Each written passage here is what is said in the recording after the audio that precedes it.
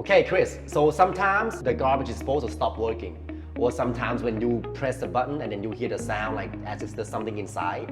What do you do in that case? Okay, in that case, you're going to want to go ahead and ensure that the button for the garbage disposal is off. Okay, check inside.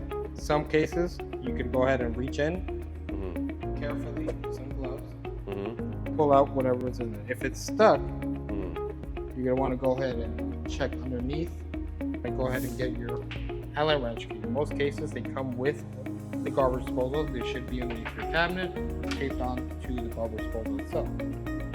So you're going to go ahead and locate it in the slot right in the middle of the garbage disposal. It should fit nice and snug. And you're going to want to go ahead and turn left to right until the blade feels free. From there, you're going to want to go ahead and hit the reset button, which is under here. Push it in. Go back up to the switch and test to ensure it's working properly.